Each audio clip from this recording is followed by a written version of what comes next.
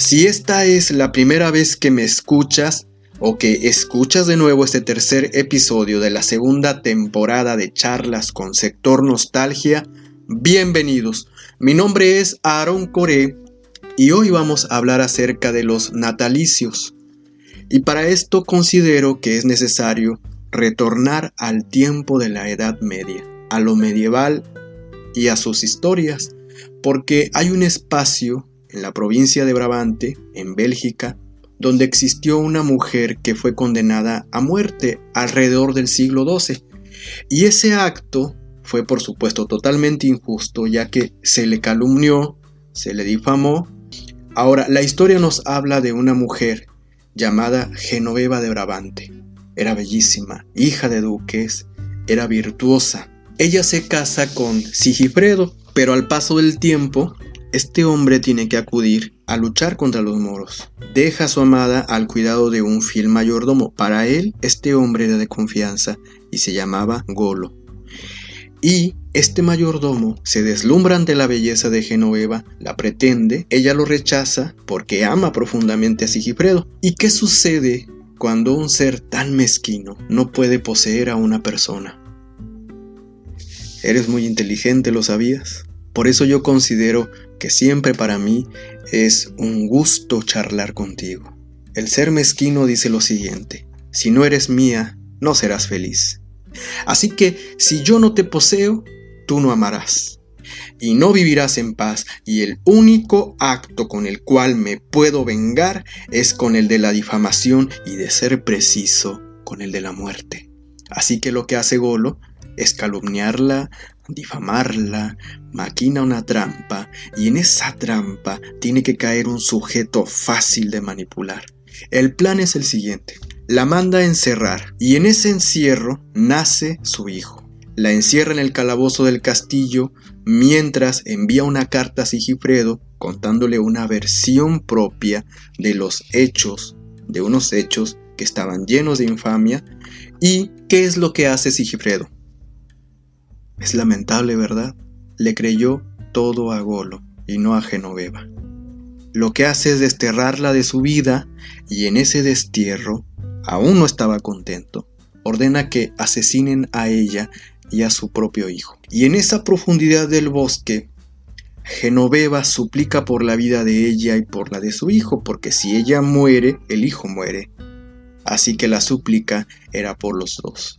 Y de ser necesario, ya estaba dispuesta a pelear con uñas y con dientes. Pero bueno, los encargados del asesinato se compadecen y la dejan a su suerte en la naturaleza o en el bosque. Ahí Genoveva, alejada del rechazo y de la mezquindad de la sociedad, se encargó de sobrevivir junto a su hijo. Y el final, ese lo vas a tener que investigar y buscar el cuento para saber ese desenlace.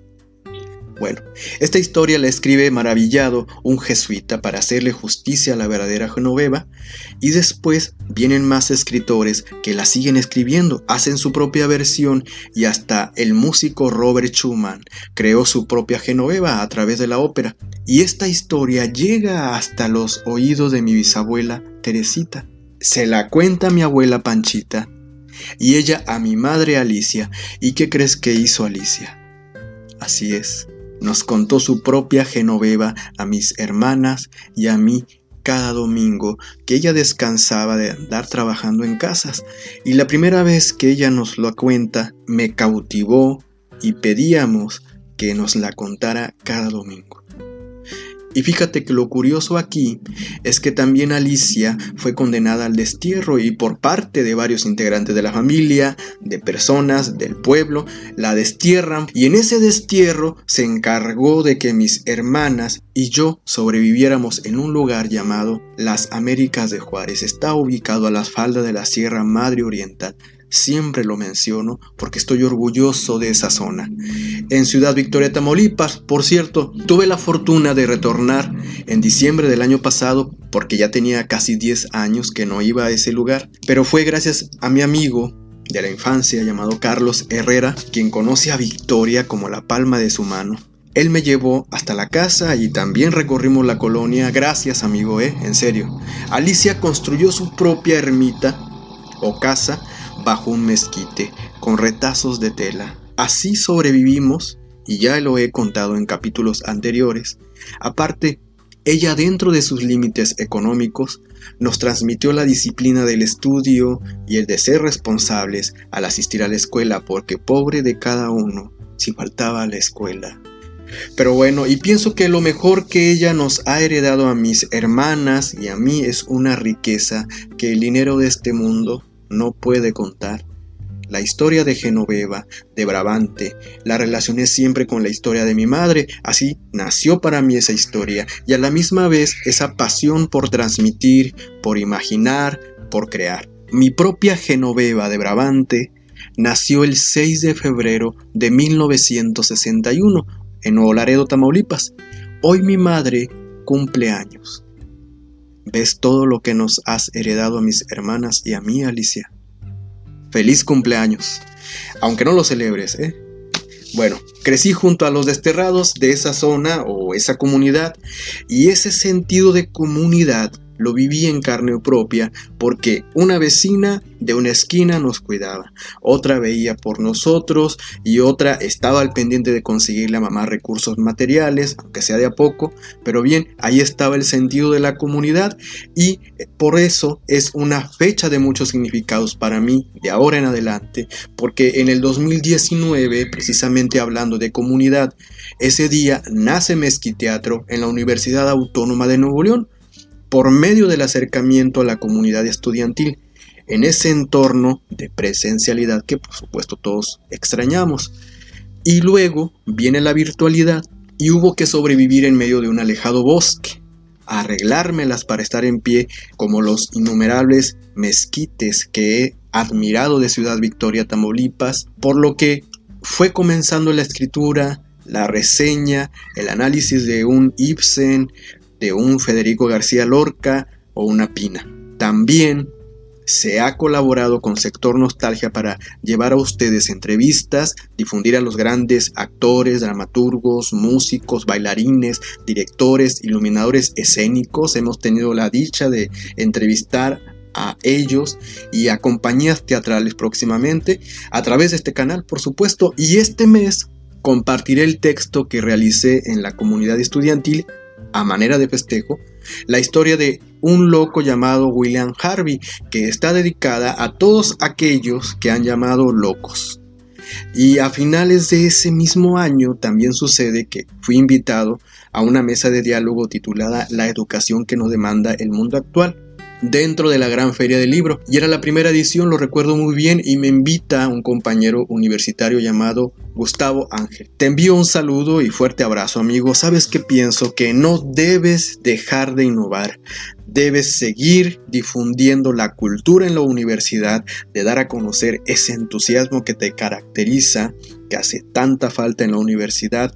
Así que continúa con la lectura, continúa con el estudio y difúndelo. Por cierto, ese discurso que compartí junto a él, lo compartiré este mes, así que estén atentos al blog o a la página de Facebook de Sector Nostalgia, ya que este mes estamos celebrando los 2 años de Mezquiteatro en tu comunidad y deseo profundamente, de corazón, retornar a esos espacios presenciales, a las comunidades, al contacto con el otro, por medio de talleres, de encuentros, obras de teatro, dar sombra a través de la rama de mezquite a todo aquel y aquella que tienen historias por contar, que desean contarlas, apropiarse de la historia, refugiarse en el teatro y toda la transformación de vida que éste representa.